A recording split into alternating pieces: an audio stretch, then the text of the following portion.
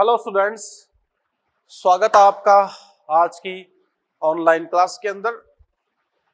तो बच्चों, हम लोग एप्लीकेशन ऑफ बायोटेक्नोलॉजी की बात कर रहे थे और एप्लीकेशन ऑफ बायोटेक के अंदर अपने पास एक एग्जाम्पल बचा हुआ है डीएनए फिंगरप्रिंटिंग का, कि डीएनए फिंगरप्रिंटिंग जो है उसमें हम किस तरीके से वीएनटीआर को मैच करते हैं और वीएनटीआर को मैच करके कैसे पता लगाते हैं कि साहब इसमें से ये वीएनटीआर कौन से डीएनए का है, डीएनए फर्स्ट का है, डीएनए सेकंड का है, डीएनए थर्ड का है, किसका है। चलिए चर्चा करते हैं, शुरू एग्जाम्पल देखते हैं उसका।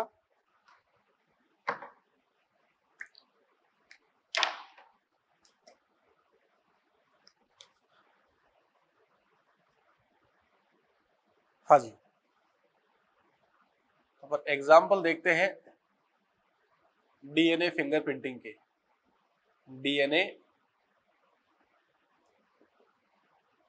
फिंगर प्रिंटिंग के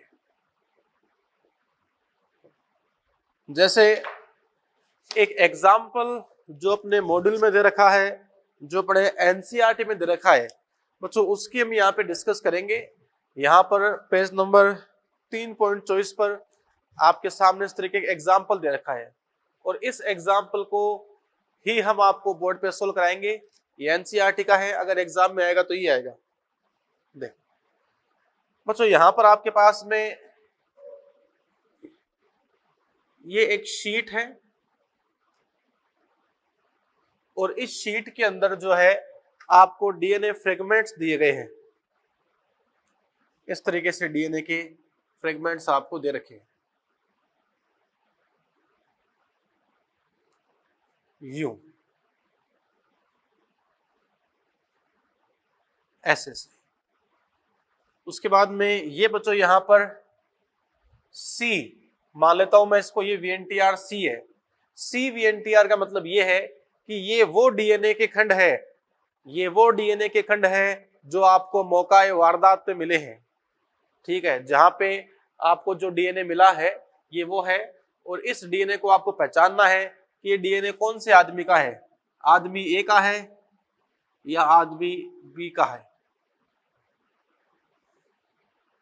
यूं यहां पर कंडीशन है, ये है आदमी ए और ये है आदमी बी। देखते हैं,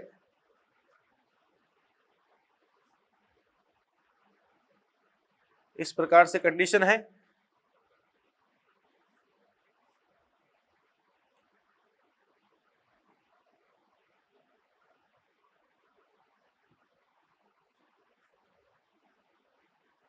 और ये है आदमी बी का डीएनए, इस तरीके से है ये।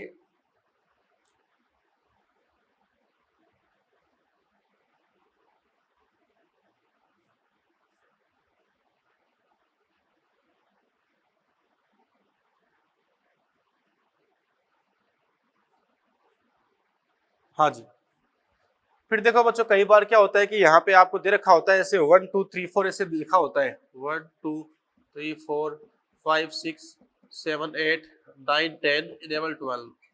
ये जो आप यहाँ पर देख रहे हो, ये जो बच्चों यहाँ पे साइड में नंबर लिखे होते हैं, ये जो साइड में यहाँ पे नंबर लिखे होते हैं, इन नंबर की सहायता से आप डीएनए की मैचिंग करते हो। बहुत आसान है, कोई दिक्कत नहीं है। आपके पास में ये यहाँ पर वीएनटीआर वो है जो आपको मौकाए वारदात पे मिला है। मौकाए वारदात पर आपको ये डीएनए का टुकड़ा मिला है। तो मौकाए वारदात पर जो आपको ब्लड का सैंपल मिला है, उस ब्लड के सैंपल में जो डीएनए आपको मिला है, ये यहाँ पर वो डीएनए के टुकड़े हैं। इनको आपने तोड़ दिया है रेस्ट्रिक्शन एंजाइम की सहायता से। ये वहां पर दो आदमी मिले हैं, मौकाए वारदात पर दो आदमी मिले हैं, एक आदमी ए है, एक आदमी बी है। तो इन दोनों आदमी में से ये किसका ब्लड है, किसका डीएनए है, वो चेक करते हैं। जैसे ये देखो बच्चों, यहाँ पे दे रखा है यू, ये मान लो नंबर 2 पर है, तो नंबर 2 पर यहाँ पे कोई भी डीएनए का खंड नहीं आया, लेकिन देखो नंबर 2 पर ये यहाँ पे बच्चों क्या आ गया, डीएनए का खंड आ गया। फिर यहाँ देखो नंबर 10 पर डीएनए का खंड है, यहाँ पर 10 पर डीएनए खंड नहीं है, जबकि यहाँ पर 10 पर डीएनए खंड आ गया। फिर 7 पर डीएनए खंड है, 7 पर यहाँ भी डीएनए खंड है, यहाँ भी डीएनए खंड है। 8 पर इसमें डीएनए है, पर ये 8वां डीएनए यहाँ पर नहीं है, 8 नंबर डीएनए इसके अंदर है। फिर देखो बच्चों 5 और 4 पे डीएनए है, यहाँ 5 4 पे डीएनए नहीं है, यहाँ 5 4 पे डीएनए है। इसका मतलब ये जो डीएनए है सी, ये व्यक्ति बी का डीएनए है। इस तरीके से बच्चों हम लोग क्या करते हैं, वीएनटीआर मैच करते हैं। बस बड़ा सिंपल है वीएनटीआर को मैच करना बहुत आसान है। ये जो बच्चों आप देख रहे हैं इनको बोलते हैं लोकस, इन्हें क्या बोलते हैं, स्थल बोलते हैं इनको हिंदी में, स्थल हिंदी में, अंग्रेजी में बोलते हैं लोकस। फिर देखो बच्चों लोकस में जो जो डीएनए आपके सामने आए हैं बस उनको मैच करना है। तो आप कह सकते हो कि साहब जो व्यक्ति सी है वो व्यक्ति बी ही है, मतलब वीएनटीआर सी वास्तव में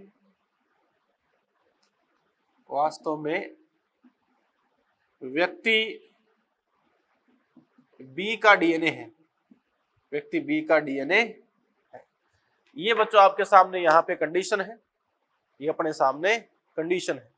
ओके चलिए, इस प्रकार से बच्चों अभी यहाँ पर डीएनए जो है वो मैच करते हैं और बताते हैं कि किस तरीके से वीएनटीआर मैच किया जाता है। ये बच्चों अपना यहाँ चैप्टर पूरा हुआ। अब मेरी आपसे गुजारिश ये है कि इस चैप्टर को आप साथ साथ में एनसीईआरटी से पढ़ा करो। बच्चों एनसीईआरटी की हर एक लाइन को छान मारो, क्योंकि एनसीईआरटी में से ही एग्जाम में क्वेश्चन आएगा, वो आपके लिए सार्वत्रिक सत्य है। अब बच्चों इस बायोटेक्नोलॉजी में जो क्वेश्चंस है मैं क्वेश्चंस आपको यहाँ पे सोल्व करा देता हूँ। अपने पास काफी समय बचा है क्वेश्चन डिस्कशन के लिए, तो हम बच्चों अब यहाँ पे अपने लगभग 4 एक लेक्चर जो है वो क्वेश्चन की डिस्कशन ही यहाँ पे करना चाहेंगे।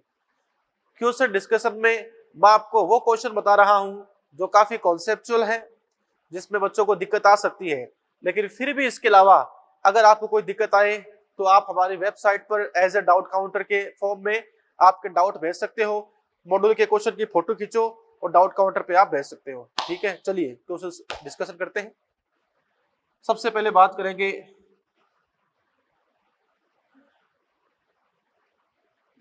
स्टेज फर्स्ट के बारे में।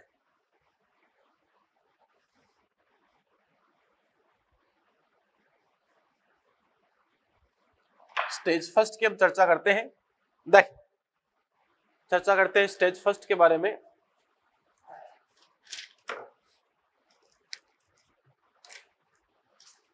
प्यारे बच्चों, अब हम लोग यहाँ पे डाउट अपना डिस्कशन करते हैं। स्टेज फर्स्ट से मैं बात यहाँ शुरू करने जा रहा हूँ। आप भी अपने मॉड्यूल के अंदर स्टेज फर्स्ट जो है वो निकाल लीजिए, हम अपने डाउट को सोल्व करते हैं। पहला क्वेश्चन हम हमेशा करते हैं, चाहे इसमें बच्चों को डाउट आए या नहीं आए। शुरुआत क्वेश्चन नंबर 1 से करते हैं। जैव प्रौद्योगिकी में प्राकृतिक विज्ञान जीवों की कोशिका तथा उनके भागों एवं आणविक विषम जात का समावेश किया जाता है, जिसके द्वारा मानव उपयोगी उत्पाद एवं मानव सेवा प्रदान की जाती है, यह परिभाषा है। देखो बच्चों ये एनसीईआरटी के अंदर लाइन है और हमने ये बात भी की थी कि यूरोपियन जैव प्रौद्योगिकी संघ जो है उसकी बच्चों ये लाइन है, उसमें कंसिडर करते हैं। पहले बच्चों आंसर हो गया पहला। आगे देखिए,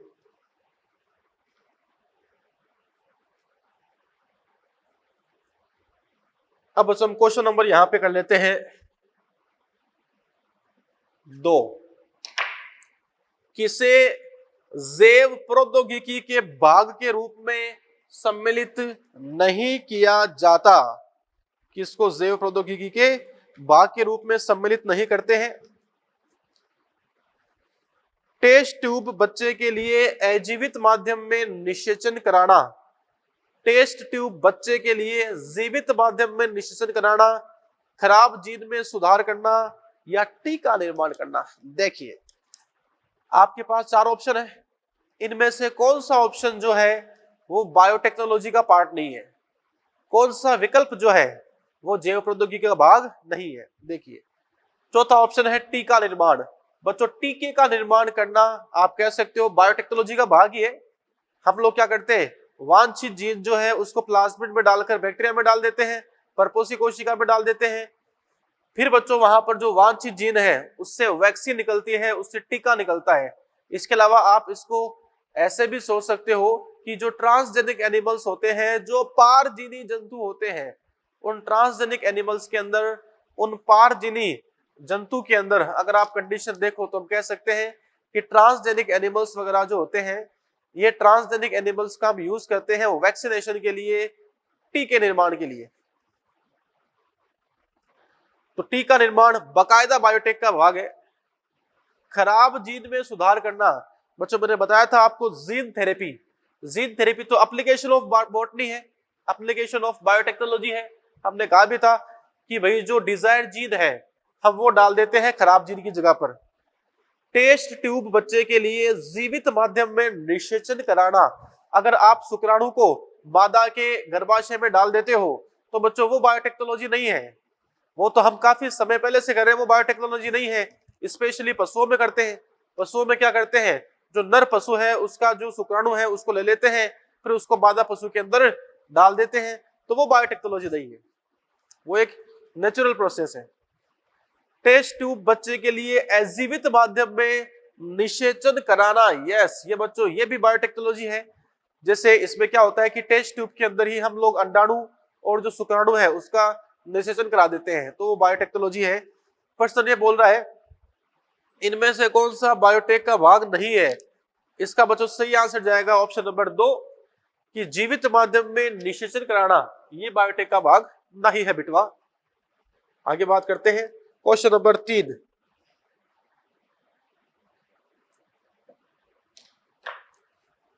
मल्टीनेशनल कंपनियों व दूसरे संगठनों द्वारा किसी राष्ट्र या उससे संबंधित लोगों से बिना व्यवस्थित अनुमोदन व क्षतिपूरक भुगतान के जैव संसाधनों का उपयोग करना क्या कहलाता है?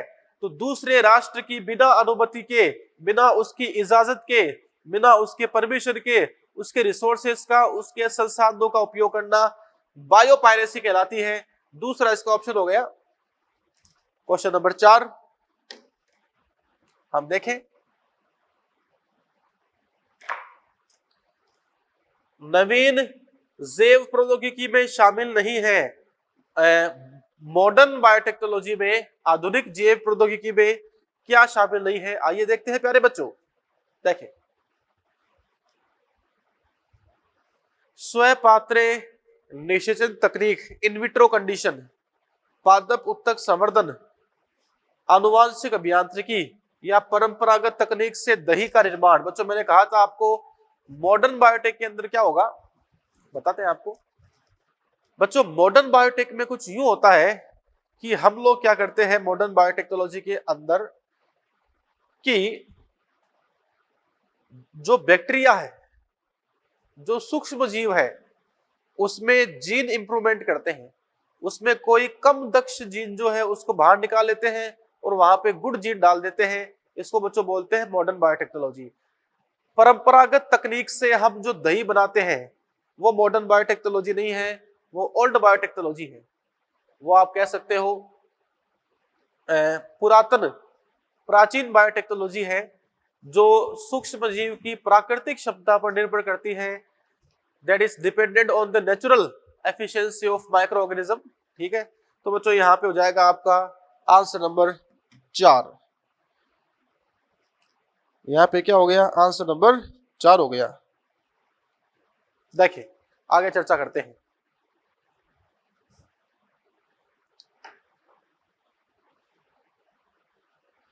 क्वेश्चन नंबर 5 आप कर लोगे, 6 इजीली कर लोगे, 7 एक बार देख लो।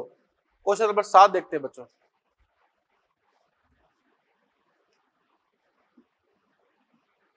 सात, कौन सा रेखीय डीएनए के सिरे से फॉस्फेट समूह को हटाता है? फॉस्फेट समूह को हटाता है ताकि उसका पुनः वर्तीकरण ना हो। बच्चों मैंने बताया था आपको, जैसे जो वर्ताकार डीएनए होता है, उस वर्ताकार डीएनए के अंदर हम लोग काम में लेते हैं एल्केलाइन फॉस्फेट। तो एल्केलाइन फॉस्फेट क्या करेगा कि साहब, एल्केलाइन फॉस्फेट जो है वो बच्चों इस वर्ताकार डीएनए को सीधा कर देगा, क्योंकि सीधा डीएनए जो है उसमें वांछित जीन को डालना इजी रहता है। इस प्रकार से वर्ताकार डीएनए को रेखीय डीएनए में तब्दील करना, ये काम है एल्कलाइन फॉस्फेट का। आंसर हो गया पहला। उसके बाद में आप आओ सीधा क्वेश्चन नंबर 9 के अंदर।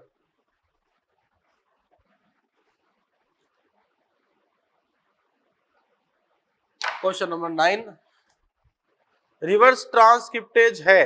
बच्चों मैंने बताया था आपको, रिवर्स ट्रांसक्रिप्टेज क्या करता है, आरएनए से डीएनए बनाता है, तो आरएनए निर्भर डीएनए पॉलीमरेज हो गया। आंसर चला गया इसका तीसरा, आरएनए निर्भर डीएनए पॉलीमरेज। अब प्यारे बच्चों आप सीधे आ जाओ इसमें क्वेश्चन नंबर 11 में। क्वेश्चन नंबर 11 की चर्चा करते हैं। निम्न में से किसका उपयोग जंतुओं में ऐच्छिक जीन को प्रवेश कराने में करते हैं। तो बच्चों मैंने बताया था आपको कि जंतुओं के अंदर अगर आपको वांछित जीन को डालना है, तो जंतुओं में वांछित जीन को डालने के लिए आप लोग जो है हानि रहित रिट्रोवायरस काम में लेते हैं। कैसे, जो बच्चों रिट्रोवायरस है उसमें ऐसा जीन जो कैंसर उत्पन्न करता है उस जीन को बाहर निकाल लेते हैं। अब ये बन गया हानि रहित रिट्रोवायरस, और हानि रहित रिट्रोवायरस जो है हम बच्चों इसका उपयोग करते हैं जंतुओं में जीन को ट्रांसफर करने के लिए। आंसर इसका हो गया दूसरा। अब बच्चों आप सीधा आ जाओ क्वेश्चन नंबर 12 में। 12 जीवाणुओं में सीमाकारी एंडोन्यूक्लियस एंजाइम का कार्य है। जीवाणु में जीवाणु भोजी की वृद्धि को रोकना, परपोषी कोशिका में सीमाकारी एंडोन्यूक्लियस एंजाइम की से सुरक्षा करना, जीवाणु भोजी में जीवाणु की वृद्धि को रोकना, जीवाणु भोजी का सीमाकारी एंजाइम से रक्षा करना। देखो ये बच्चों बताया था मैंने आपको कि 1963 में 2 एंजाइम खोजे गए थे, 2 एंजाइम डिस्कवर्ड हुए थे, 2 एंजाइम खोजे गए थे। कब? 1963 के अंदर।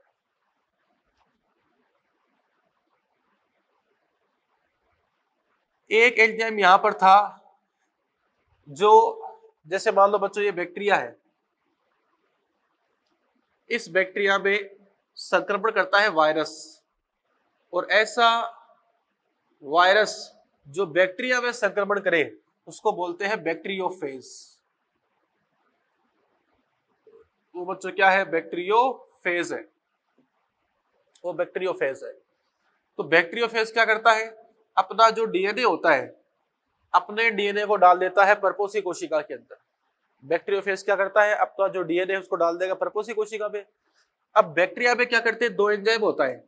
एक एंजाइम तो इस डीएनए के ऊपर CH3 समूह को जोड़ देगा, और दूसरा एंजाइम CH3 समूह जोड़ने के बाद उसे कट कर देगा, वो है रेस्ट्रिक्शन एंडोन्यूक्लियस एंजाइम। तो हम कह सकते हैं कि 1963 में 2 एंजाइम खोजे गए थे। पहला एंजाइम जो है वो बाहर से आने वाले डीएनए पर मिथाइल समूह जोड़ देता है, और दूसरा एंजाइम जो होता है वो अब उस डीएनए को कट कर देता है। तो बताओ बच्चों रेस्ट्रिक्शन एंजाइम ने क्या किया? रेस्ट्रिक्शन एंजाइम ने जीवाणु के अंदर जीवाणु भोजी की वृद्धि को रोक दिया। जीवाणु भोजी ने डीएनए भेजा था, बैक्टीरियोफेज ने, वायरस ने अपना डीएनए भेजा था, लेकिन उसको रोक दिया, उस डीएनए को काट दिया बैक्टीरिया ने। अब देखते हैं इसका कौन सा आंसर होना चाहिए, प्रश्न का ऑप्शन पढ़ते हैं। हाँ, जीवाणु में जीवाणु भोजी की वृद्धि को रोकना, कि साहब ये बैक्टीरिया है, इसमें बैक्टीरियोफेज की वृद्धि को रोकना। दूसरा है परपोषी कोशिका को सीमाकारी एंडोन्यूक्लियस एंजाइम से सुरक्षा करना, नहीं। जीवाणु भोजी में जीवाणु की वृद्धि रोकना, कि साहब इस जीवाणु भोजी में जीवाणु की वृद्धि को रोकना, नहीं। जीवाणु भोजी की सीमाकारी एंजाइम से रक्षा, इस जीवाणु भोजी की सीमाकारी एंजाइम से रक्षा रेस्ट्रिक्शन एंजाइम नहीं करता, बल्कि ये मिथाइलेज एंजाइम करता है। तो बच्चों इसका सही आंसर आपके हो गया प्रथम, कि यह बैक्टीरिया को बचाता है बैक्टीरियोफेज से। हाँ जी। अब इसके बाद में आप आ जाओ क्वेश्चन नंबर 15 के अंदर। क्वेश्चन नंबर 15, ई को आर फर्स्ट सीमाकारी एंडोन्यूक्लियस एंजाइम का नाम प्राप्त होता है, स्टीरिया कोलाई RY13। हम कह सकते हैं एस्चेरिचिया कोलाई RY13, ये बच्चों क्या है, इसका पूरा नाम है। ठीक है, ये महत्वपूर्ण भी है, ध्यान रखना। फिर आप आ जाओ क्वेश्चन नंबर 17 में। हाँ, ऐसे क्वेश्चन में आपको बहुत दिक्कत आती है, तो आइए बात करते हैं क्वेश्चन नंबर 17 की।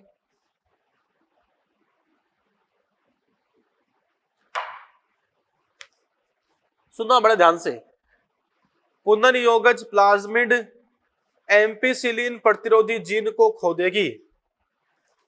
जो बच्चों प्लाज्मिड है उसमें एम्पिसिलिन के लिए प्रतिरोधी जीन जो है वो नष्ट हो जाएगा। कब नष्ट हो जाएगा, आइए देखते हैं।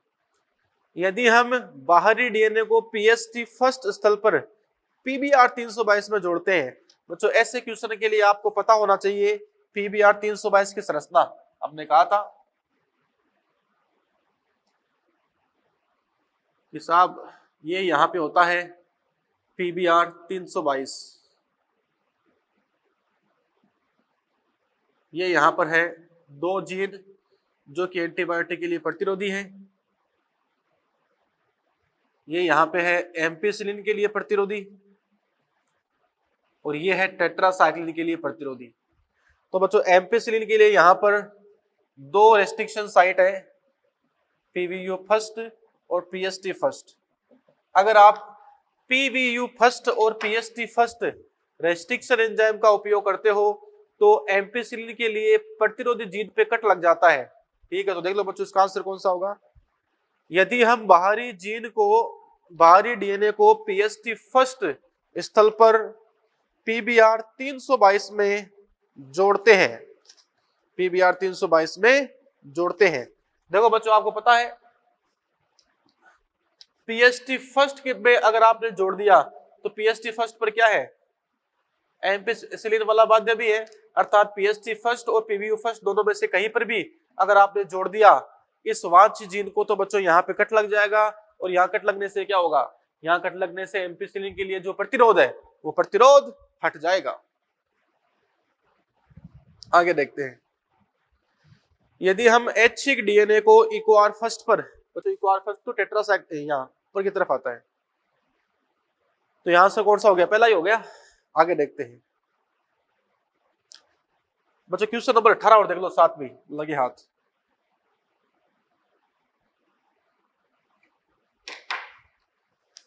प्रत्येक सीमाकारी एंडोन्यूक्लियस एंजाइम पैलिंड्रोमिक स्थल डीएनए के दोनों रज्जु को विशेष बिंदु पर काटता है। एक और फर्स्ट कहां काटता है, तो जी और ए के बीच काटता है। इसके बाद भी आप आ जाओ सीधा क्वेश्चन नंबर 23 पे आओ। इसमें हर साल बच्चों को दिक्कत आती है। क्वेश्चन नंबर 23, एक रेखीय द्विरज्जुकीय डीएनए में 5000 बेस पेयर है। इस डीएनए में प्रतिबंधन स्थल 500 base pair, 1100 base pair, 1400 base pair है। यदि इसे आरी द्वारा उपचारित करे तो जेल इलेक्ट्रोफोरेसिस पे कितने पट्टियां दिखाई देगी, आइए देखते हैं। बच्चों रेखीय द्विरज्जुकीय डीएनए है, ये मान लो यहां पर रेखीय है, डबल स्ट्रैंडेड लीनियर डीएनए है।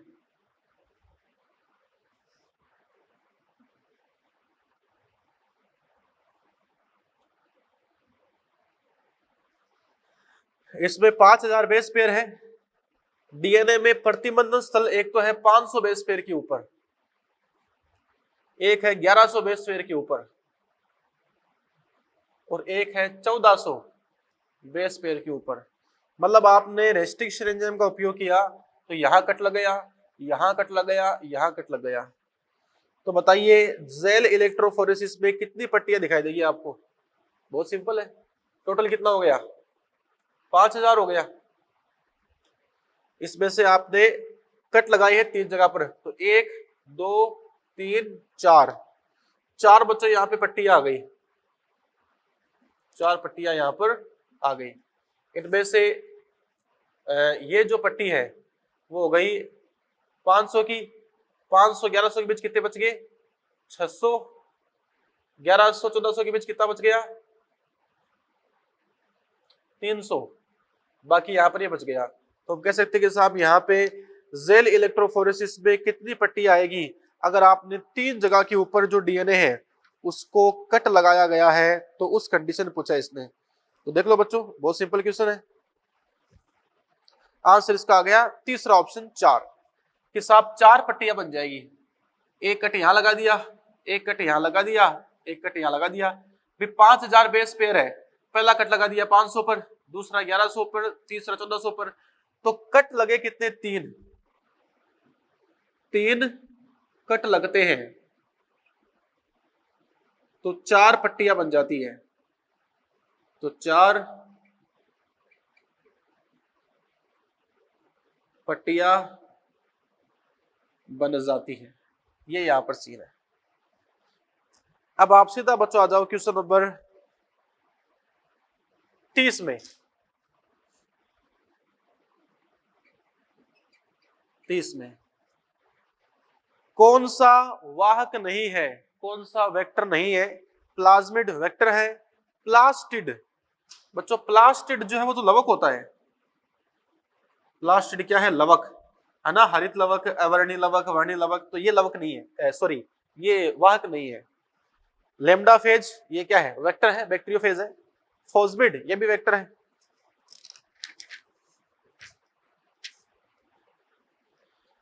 अब इसके बाद में आप आ जाओ क्वेश्चन नंबर 34 पर सीधा।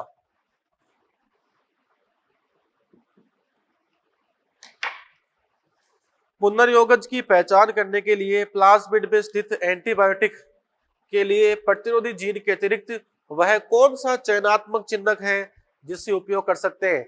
ये बच्चा बोल रहा है आपको वैकल्पिक वर्ण योग्य चिन्हक की। क्वेश्चन नंबर 34 में आपको पूछ रहा है, पढ़ाया था मैंने आपको, वैकल्पिक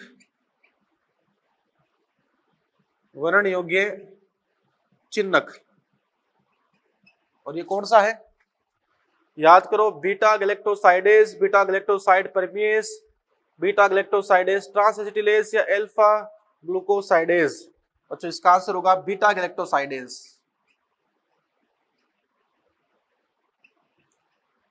जो कि ब्लू कलर प्रोवाइड करता है, तो कह सकते हैं बीटा गैलेक्टोसाइडेज, जिसके द्वारा नीला रंग उत्पन्न होता है, जिसके द्वारा ब्लू कलर उत्पन्न होता है, ये वैकल्पिक वर्ण योग्य चिन्हक है। अब बच्चों आप यहां पे आ जाओ क्वेश्चन नंबर 38 में, 38 में। क्वेश्चन नंबर 38, असम्मिलित युग्म है रोजी, एक पारजीनी गाय है, बिल्कुल सही है। YAC कृत्रिम वाहक है, बिल्कुल सही है। यीस्ट आर्टिफिशियल क्रोमोसोम है, कृत्रिम वाहक है। लैक Z वर्ण योग्य चिन्हक है, बिल्कुल सही है। एम्पिसिलिन के लिए प्रतिरोधी जीन उत्पत्ति स्थल है, नहीं बच्चों, उत्पत्ति स्थल होता है ओरिजिन। उत्पत्ति स्थल क्या होता है, ओरिजिन होता है, न कि एम्पिसिलिन के लिए प्रतिरोधी जीन है। अच्छा क्वेश्चन नंबर 40 पे आ जाओ।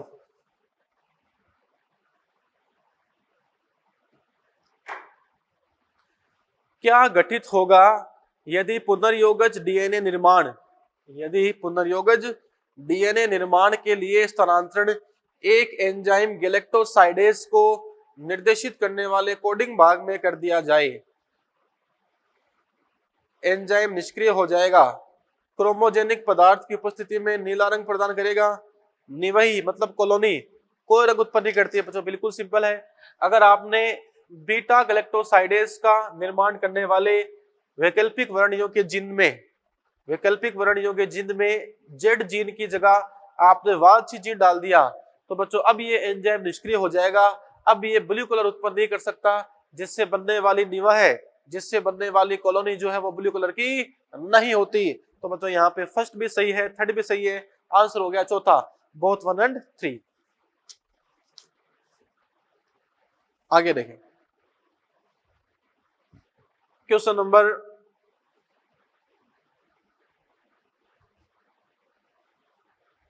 आप आ जाओ 42 में। क्वेश्चन नंबर 42, निम्न में से कौन सी तकनीक का उपयोग डीएनए खंडों के पृथक्करण तथा विलगन में किया जाता है? तो देखो बच्चों RFLP, ये बच्चों जेल इलेक्ट्रोफोरेसिस का हम उपयोग ही क्यों करते हैं? ताकि डीएनए खंडों को उनके आकार के आधार पर अलग अलग कर सके, इसके लिए काम में लेते हैं। एक बच्चों आप क्वेश्चन नंबर 43 में भी आ जाओ। 43, एगेरोस जेल चालनी प्रभाव दर्शाता है जिससे डीएनए खंड के आकार के आधार पर अलग अलग होते हैं।